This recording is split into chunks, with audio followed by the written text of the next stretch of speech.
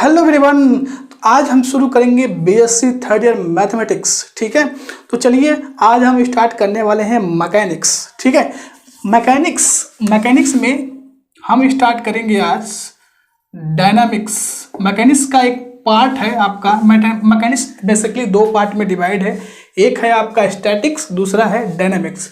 तो स्टैटिक्स में हम अभी शुरू करेंगे। पहले हम डायनामिक्स में एक पार्ट, डायनामिक्स का जो पार्ट है, पोर्शन है, उसको हम स्टार्ट करने वाले हैं आज। ठीक है, तो डायनामिक्स में हम एक चैप्टर है आपका सेंटर ऑर्बिट। सेंटर ऑर्बिट हम आज स्टार्ट करने वाले हैं। क्या स्टार्ट करने वाले हैं?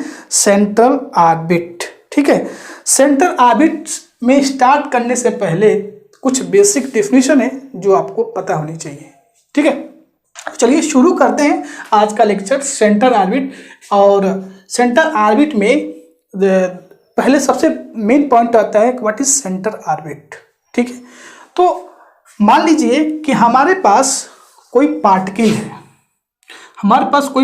है, और वो क्या कर रहा है, यहाँ से एक पॉइंट से दूसरे पॉइंट पर क्या कर रहा है, मूव कर रहा है। तो जो उसका डायरेक्शन है उस पार्टिकल का एक फिक्स पॉइंट की तरफ क्या कर रहा है, जा रहा है। जो भी उसका फोर्स लग रहा है पार्टिकल पे, तो जो उसका डायरेक्शन है एक सदैव फिक्स पॉइंट की तरफ क्या कर रहा है, जा रहा है। वो फिक्स पॉइंट ये है। ठीक है, तो मान लीजिए कोई पार्टिकल यहाँ मूव कर रहा है, तो उसका जो डायरेक्शन है एक हमेशा एक फिक्स पॉइंट की तरफ जा रहा है। तो उस पार्टिकल पे जो फोर्स लगेगा, वो हमारा क्या होगा, सेंट्रल फोर्स होगा। क्या होगा? Force, central force. जब भी कोई पार्टिकल मूव करता है तो उसका मूव करने पे उसको कुछ न कुछ फोर्स लग रहा होगा। तो फोर्स लग रहा है, उस फोर्स लगने से जो उसका डायरेक्शन हमेशा एक फिक्स पॉइंट की तरफ क्या कर रहा है, जा रहा है। तो उस पार्टिकल पे जो फोर्स लग रहा है उस फोर्स को हम बोलेंगे सेंट्रल फोर्स, और इस फिक्स पॉइंट को हम बोलेंगे सेंट्रल ऑफ फोर्स। जिस फिक्स पॉइंट की तरफ पार्टिकल मूव कर रहा है, सेंटर फोर्स। ठीक है, जिस फिक्स पॉइंट की तरफ पार्टिकल मूव कर रहा है, तो उस फिक्स पॉइंट को बोलेंगे सेंटर ऑफ फोर्स। और जिस फोर्स के कारण पार्टिकल का डायरेक्शन एक फिक्स पॉइंट की तरफ जा रहा है, उसे हम बोलेंगे सेंट्रल फोर्स। क्या बोलेंगे? Central force. तो दो चीजें आपको समझ में आ गई होंगी। मान लीजिए कोई पार्टिकल मूव कर रहा है, उसका पार्टिकल पे कोई ना कोई फोर्स वर्क कर रहा है, तो उसका डायरेक्शन एक फिक्स पॉइंट की तरफ जा रहा है। तो उस पार्टिकल के मूव करने से जो हमारा पाथ बन रहा है, ये हमारा क्या बन रहा है, पाथ बन रहा है। इस पाथ को हम बोलते हैं सेंट्रल ऑर्बिट। क्या बोलते हैं? Central orbit. ठीक है, क्या बोलेंगे इसको हम? सेंट्रल ऑर्बिट बोलते हैं। तो अभी आपने एक 3 डिफिनेशन समझा। एक कि कोई भी पार्टिकल अगर मूव करता है तो उस पर कोई ना कोई फोर्स वर्क करेगा, तो उसका जो डायरेक्शन है वो एक सदैव, हमेशा, ऑलवेज एक फिक्स पॉइंट की तरफ जा रहा है। तो जिस फोर्स के कारण पार्टिकल इस फिक्स पॉइंट की तरफ जा रहा है, उसे हम बोलेंगे सेंट्रल फोर्स। ठीक है, और जिस फिक्स पॉइंट की तरफ जा रहा है उसे हम बोलेंगे सेंटर ऑफ फोर्स। और पार्टिकल के मूव करने से जो पाथ बन रहा है, उस पाथ को बोलेंगे हम सेंट्रल ऑर्बिट। ठीक है, तो आपने, आई होप आप इस सारी डेफिनेशन आपको समझ में आ गई होंगी। तो चलिए एक बार हम इसका डेफिनेशन राइट कर लेते हैं और देख लेते हैं कि डेफिनेशन क्या है, क्योंकि डेफिनेशन भी एग्जाम में कभी कभी पूछे जाते हैं। तो आइए देखते हैं डेफिनेशन। तो आइए समझ लेते हैं डेफिनेशन क्या है। एग्जाम में पूछा भी गया है आपको, DDU GKP में एंड दीनदयाल उपाध्याय गोरखपुर विश्वविद्यालय में 13 और 15 में डेफिनेशन पूछी गई है। तो व्हाट इज सेंट्रल फोर्स? आपको मैंने बता दिया कि कोई भी पार्टिकल मूव कर रहा है तो मूव कर रहा है तो उस पार्टिकल पर जो भी फोर्स वर्क, जो उसका डायरेक्शन है, ऑलवेज एक फिक्स पॉइंट की तरफ जा रहा है। ठीक है, सपोज हमारा फिक्स पॉइंट क्या है, ये है। ठीक है, तो फिक्स पॉइंट की तरफ मूव कर रहा है पार्टिकल कोई, तो फिक्स पॉइंट की तरफ उसका डायरेक्शन जा रहा है, तो जो फोर्स उस पर वर्क करेगा वो फोर्स हमारा क्या कहलाएगा, सेंटर फोर्स कहलाएगा। ठीक है, और जो फिक्स पॉइंट की तरफ जो पार्टिकल मूव कर रहा है उसका डायरेक्शन हमेशा एक फिक्स पॉइंट की तरफ रह रहा है, तो उस फिक्स पॉइंट को बोलेंगे सेंटर ऑफ फोर्स। और पार्टिकल के मूव करने से जो पाथ क्रिएट हो रहा है वो हमारा सेंटर ऑर्बिट कहलाता है। देखिए definition, a force which is directed towards or away from a fixed point is called center force or center force field, and the fixed point is called center of force। समझ में आ रहा है? तो कह रहे हैं जो पार्टिकल है वो फिक्स पॉइंट की तरफ, अगर वो उसका डायरेक्शन हमेशा एक फिक्स पॉइंट की तरफ रह रहा है तो उस फिक्स पॉइंट को हम बोलेंगे सेंटर ऑफ फोर्स बोलेंगे। नेक्स्ट हमारा आता है centre orbit. The path describe by particle under central force is called centre orbit. Centre, जो भी पाथ बनेगा सेंटर फोर्स के कारण वो हमारा सेंटर ऑर्बिट कहलाता है। तो वीडियो स्टॉप करके दोनों डिफिनेशन आप नोट डाउन कर लीजिए, बहुत ही मोस्ट इंपॉर्टेंट डिफिनेशन है। ठीक है, चलिए अब इसका हम नेक्स्ट पार्ट देखेंगे कि differential equation of centre orbit क्या होता है। और ये बहुत बार एग्जाम में आपके पूछा गया है differential equation of centre orbit. ठीक है, आइए देखते हैं next topic, differential equation of centre orbit. तो आइए हम नेक्स्ट टॉपिक समझते हैं। नेक्स्ट टॉपिक हमारा है कि सेंटर ऑर्बिट का डिफरेंशियल इक्वेशन फाइंड करना। ठीक है, देखिए क्वेश्चन कितने तरीकों से पूछा जा सकता है। एक तो डायरेक्टली आपसे ये पूछा जाए कि differential equation of centre orbit polar form. ठीक है, क्या पूछा जाएगा, पोलर फॉर्म। और मैं देखिए यहाँ पर ये मेरे पास एक डाटा है DDU JKP and Siddharth university, मतलब दीनदयाल उपाध्याय गोरखपुर विश्वविद्यालय और सिद्धार्थ यूनिवर्सिटी में। अब आप मैच कर लीजिएगा 12, 14, 16, 18, 19 में ये डिफरेंशियल इक्वेशन सेंटर ऑर्बिट का पूछा गया है।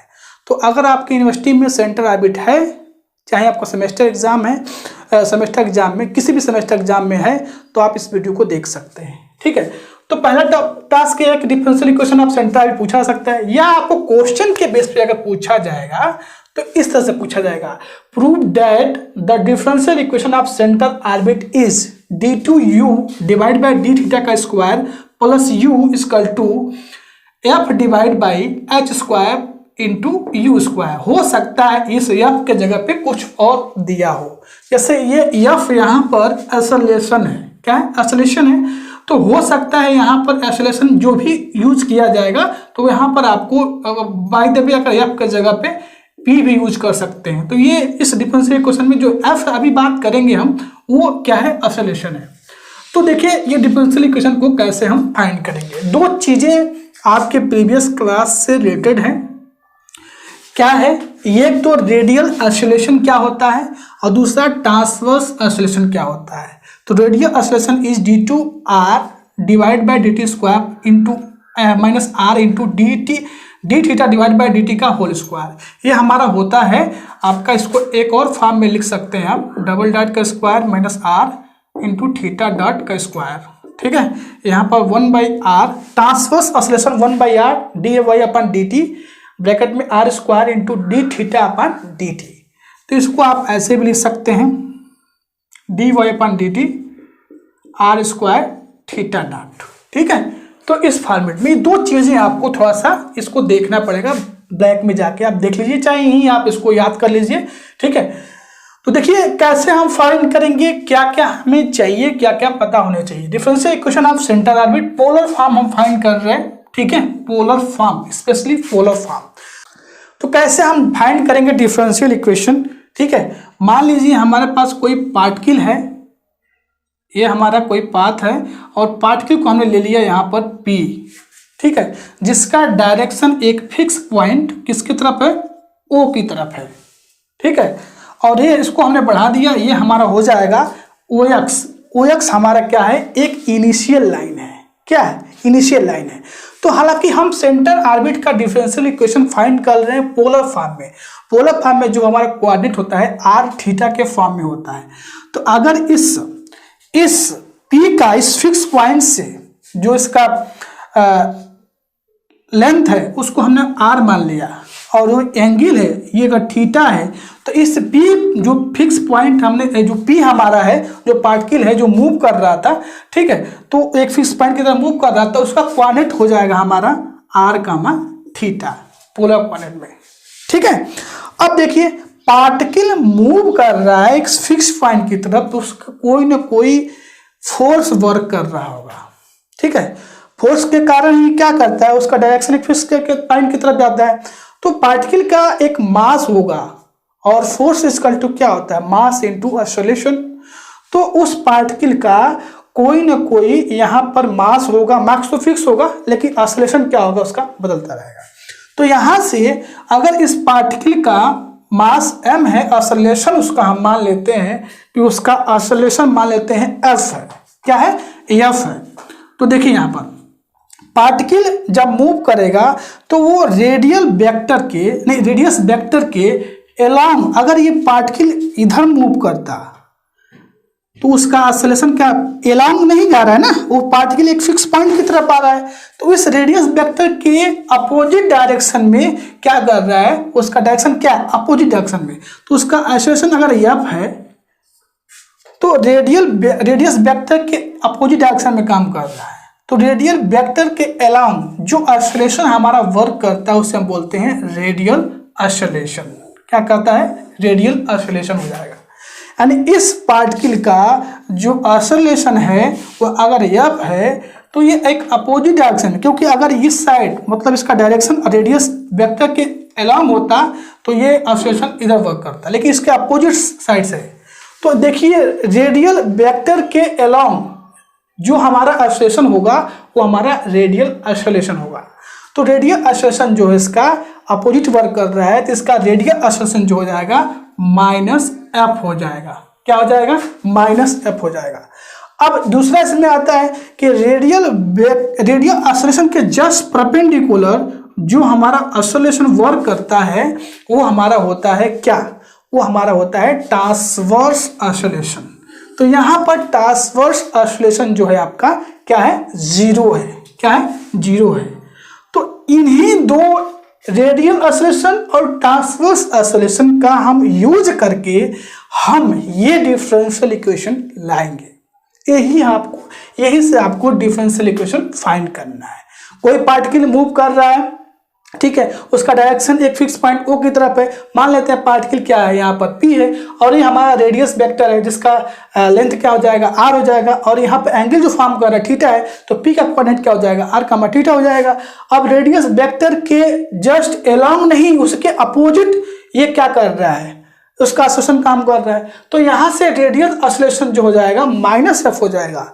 और रेडियल एक्सेलरेशन के जस्ट परपेंडिकुलर जो एक्सेलरेशन काम करता है वो हमारा होता है ट्रांसवर्स एक्सेलरेशन। क्या होता है, ट्रांसवर्स एक्सेलरेशन होता है। तो ट्रांसवर्स एक्सेलरेशन यहाँ पर क्या है, जीरो है। तो ये जो हमारा इक्वेशन नंबर फर्स्ट और सेकेंड बना है, यानी रेडियल एक्सेलरेशन इस पार्टिकल का माइनस एफ और ट्रांसवर्स एक्सेलरेशन इस पार्टिकल का जीरो, इन दो इक्वेशन की हेल्प से हम differential equation of central orbit polar form find करेंगे। बस यही आपको इस डेरिवेशन फाइंड करना है। इन दोनों का यूज करके हमें इस फॉर्म में डिफरेंशियल इक्वेशन सेंट्रल ऑर्बिट का लाना है। तो आई होप आपको कंसेप्ट समझ में आ गया होगा कि क्या करना है, कैसे फाइंड करना है। बस आपको दो चीजें पता होनी चाहिए, एक रेडियल एक्सेलरेशन, दूसरा ट्रांसवर्स एक्सेलरेशन। चलिए हम इसका डिफरेंशियल इक्वेशन फाइंड करते हैं कि सेंट्रल ऑर्बिट का डिफरेंशियल इक्वेशन क्या होता है। तो आइए देखते हैं differential equation of central orbit क्या होता है। सबसे पहले हमने जो पार्टिकल यहाँ पर मूव कर रहा था उस पार्टिकल का हमने ले लिया, क्या ले लिया, पी ले लिया, ठीक है। जिसका यहाँ से जिसका मूव कर रहा है उसका डायरेक्शन हमेशा एक फिक्स पॉइंट वो की तरफ है, वो हमारा क्या है, फिक्स पॉइंट है। और यहाँ पर हमने इसको एक्सटेंड कर दिया, तो जो OX लाइन है हमारा इनिशियल लाइन है। और यहाँ एंगल जो हमारा लेंथ है इसका, ये हमारा क्या है, रेडियस वेक्टर R है। यहाँ एंगल अगर थीटा है तो इसका कोऑर्डिनेट P R, थीटा हो जाएगा। ठीक है। अगर इस पार्टिकल पे से यहाँ जो रेडियस वेक्टर के अलॉन्ग जो पार्टिकल यहाँ पर एक्सेलरेशन वर्क करेगा वो एक्सेलरेशन हमारा हो जाएगा रेडियल एक्सेलरेशन, और जस्ट रेडियस एक्सेलरेशन के परपेंडिकुलर जो एक्सेलरेशन वर्क करेगा वो हमारा हो जाएगा ट्रांसवर्स एक्सेलरेशन। इसी चीज़ों को हम राइट किए गए। देखिए, let capital P be the position of particle at time t। किसी टाइम t पे जो उसका पार्टिकल का पोजीशन है वो है P है, ऑन द सेंटर ऑर्बिट, ठीक है। Let O be the centre of force, और जो फिक्स पॉइंट होता है उसे हम क्या बोलते हैं, सेंटर फोर्स बोलते हैं। तो वो हमारा क्या है, centre force. Take O as pole and horizontal line OX is initial line, और ये जो हमने हॉरिजॉन्टल लाइन ड्रा किया है हमारा क्या है, इनिशियल लाइन है। Thus polar coordinate of P R comma theta, यहाँ से जो P हमारा पार्टिकल है उसका कोऑर्डिनेट क्या हो जाएगा, R कामा थीटा हो जाएगा। Let capital F be the acceleration of centre of force, जो हमारा पार्टिकल है तो उस पर जो फोर्स लग रहा है उसका जो एक्सेलरेशन है उसको हमने मान लिया क्या, कैपिटल F मान लिया। अब ध्यान रहे, हो सकता है आपके एग्जाम में यहाँ पर F के जगह पे कुछ और कंसीडर कर लिया जाए, तो यहाँ भी आपको एक्सेलरेशन क्या है वही कंसीडर। सपोज यहाँ पर P कंसीडर कर लिया गया तो आपको यहाँ पर क्या करना है, P कंसीडर कर लेना है एक्सेलरेशन, ठीक है। F बी, let F be the acceleration of centre force, then radial vector is, इस पार्टिकल के रेडियल वेक्टर के रेडियस वेक्टर के अलॉन्ग जो पार्टिकल यहाँ पर मूव कर रहा है उसका एक्सेलरेशन क्या होगा, रेडियल एक्सेलरेशन क्या होगा। तो पार्टिकल जस्ट इसके अपोजिट डायरेक्शन में, इसके अपोजिट डायरेक्शन में क्या क्या कर रहा है, इस रेडियस वेक्टर के अपोजिट डायरेक्शन में मूव कर रहा है। अगर इसके अलॉन्ग रहता तो ये पॉजिटिव होता। तो यहाँ से radial acceleration is d2r divide by d theta का square minus r into d theta upon D t का whole square equal to minus. यहाँ पे माइनस अब क्यों आ रहा है कि रेडियस वेक्टर के अपोजिट डायरेक्शन में वो पार्टिकल मूव कर रहा है, इसलिए क्या हो जाएगा, नेगेटिव हो जाएगा। And transverse acceleration is 1/r d upon D t bracket में r square into d theta divide by d T is equal to 0, क्योंकि रेडियल एक्सेलरेशन के जस्ट परपेंडिकुलर जो एक्सेलरेशन हमारा वर्क करता है वो होता है ट्रांसवर्स एक्सेलरेशन, और यहाँ पर ट्रांसवर्स एक्सेलरेशन क्या है, 0 है। तो यहाँ पे 0 हो जाएगा इक्वेशन नंबर 2। फ्रॉम 2 इस इक्वेशन को देखिए, इस 1/r को यहाँ मल्टीप्लाई कर देंगे तो 0 हो जाएगा। तो d t d upon D t bracket में r square into d theta divide by d T is equal to 0। तो इसको अगर इंटीग्रेशन कर देंगे हम, इंटीग्रेशन करने के जस्ट बाद यहाँ पर राइट किया गया है, तो D R square into D upon D T इसका टू क्या हो जाएगा, कांस्टेंट होगा। अब यहाँ पर कांस्टेंट हमने क्या लिया है, एच लिया है। क्या लिया है, एच लिया है। हो सकता है आपके एग्जाम में यहाँ एच की जगह पे कुछ और वेरिएबल यूज किया गया हो, तो आपको वो यहाँ कांस्टेंट की जगह पे वही रिप्लेस कर देना है, ठीक है। इसको हम करेंगे इक्वेशन नंबर 3 करेंगे, ठीक है। तो यहाँ तक आपको सब कुछ क्लियर हो गई होंगी। चलिए वीडियो स्टॉप करके इसको अच्छे से नोट डाउन कर लीजिए, स्क्रीनशॉट ले लीजिए, यही आपका नोट्स है, ठीक है। चलिए हम इसके आगे देखते हैं।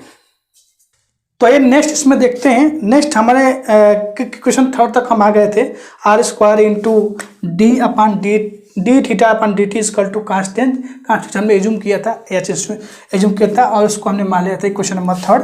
और यहाँ से हम कंटिन्यू करेंगे, इसको मैं इसको इरेजर कर देता हूँ, ठीक है। आपको 2 इक्वेशन जो स्टार्टिंग में रेडियल एक्सेलरेशन और ट्रांसवर्स एक्सेलरेशन का बनाया गया था उसी का यूज करेंगे। नेक्स्ट हम u इजकल टू 1/r या r इजकल टू 1/u ये हम एज्यूम करेंगे। तो आपको क्या करना है, क्वेश्चन 3 में रख देना है u इजकल टू 1/r, ठीक है। तो यहाँ पर हमने या r इजकल टू 1/u तो रखेंगे 3rd क्वेश्चन में, तो ये आपका आ जाएगा 1/u square D theta upon D T is equal to h। यहाँ से मल्टीप्लाई कर देंगे u स्क्वायर का, तो ये आ जाएगा। अब हम क्या पुट कर लेंगे, r इजकल टू जो हमने u पुट किया है उसको हम बोथ साइड, यहाँ पर हमने एज्यूम किया था r is equal to 1/u, both side t के रिस्पेक्ट में डिफरेंशिएट करेंगे। तो यहाँ dr अपन dt हो जाएगा लेफ्ट साइड। यहाँ पर u को t के रिस्पेक्ट में करेंगे तो यहाँ से u का 1/u का, ये 1/u का u के पावर -1 जाएगा, आज का डिफ्रेंशिएट करेंगे तो -1/u का स्क्वायर आ जाएगा। आपको आता होगा डिफ्रेंशिएशन करना 1/u का। तो हम करेंगे dr/dt तो -1/u स्क्वायर इंटू du/dt। अब देखिए यहाँ पर नेक्स्ट du/dt को हम क्या लिख सकते हैं, du/dt को लिख सकते हैं du/dθ इंटू dθ/dt। कोई फर्क नहीं पड़ने वाला है इससे। अब इसकी वैल्यू पता है हमको, इसकी वैल्यू पता है dθ/dt की वैल्यू पता है यहाँ पर h इंटू यू स्क्वायर। तो यहाँ से इसकी वैल्यू पुटअप कर देंगे, यहाँ से u स्क्वायर कैंसिल हो जाएगा, यानी dr/dt इक्वल टू आ जाएगा -h du/dθ। यहाँ तक आप क्लियर है। ये क्यों कर रहे हैं, क्योंकि रेडियल एक्सेलरेशन में आपको याद होगा इक्वेशन, उसमें था आपका इक्वेशन d2r/dt स्क्वायर और दूसरा था dθ/dt। ये दोनों वैल्यू फाइंड करेंगे तो आपका ये डिफरेंशियल इक्वेशन जो है वो आ जाएगा। ठीक है, तो यहां तक क्लियर है। अब अगेन डिफरेंशिएट करेंगे हम t के रिस्पेक्ट में, तो d2r/dt square equal to -h d2u/dθ का स्क्वायर इंटू dθ/dt।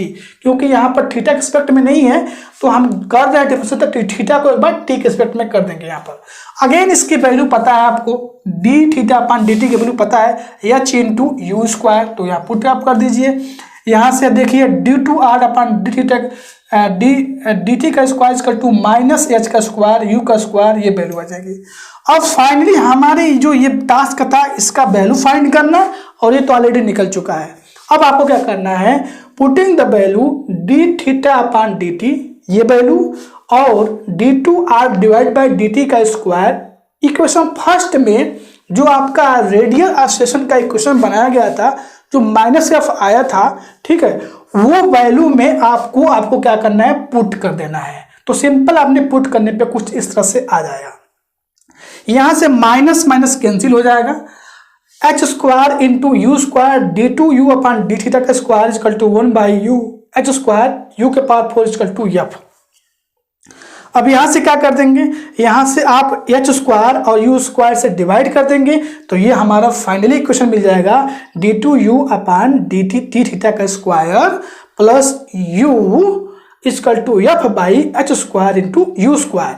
और यही which is required differential equation of centre orbit in polar form. ठीक है, यही आपका डिफरेंशियल इक्वेशन निकल के आ जाएगा, polar form of centre orbit differential equation है, यानी differential equation of polar form, ठीक है, सेंटर ऑर्बिट का। तो इसको वीडियो स्टॉप करके नोट डाउन कर लीजिए या स्क्रीनशॉट ले लीजिए। ठीक है, तो आज हमने centre of force, centre orbit और differential equation of centre orbit in polar form, इन चीजों के बारे में, मतलब इन टॉपिक के बारे में हमने डिस्कस किया था। आई होप आपको सब कुछ समझ में आ गया होगा। कोई भी डाउट है तो वीडियो डिस्क्रिप्शन में हमारा व्हाट्सएप नंबर का मिलेगा या स्क्रीन पे मिलेगा आपको, या ग्रुप मिलेगा आपको, व्हाट्सएप ग्रुप का लिंक, जरूर ज्वाइन हो जाए। और आपके लिए एक स्पेशल चैनल बनाया गया है, मोटिवेशनल चैनल, तो वीडियो के डिस्क्रिप्शन में जाइए, उसका लिंक है और लिंक पर क्लिक करिए और अपना जो भी प्रॉब्लम है वहाँ पर कमेंट करिए, वो आपके लिए वीडियो अवेलेबल करा दिया जाएगा। ठीक है, चलिए इसी के साथ मिलते हैं फिर नेक्स्ट वीडियो में, तब तक थैंक यू, बाय बाय।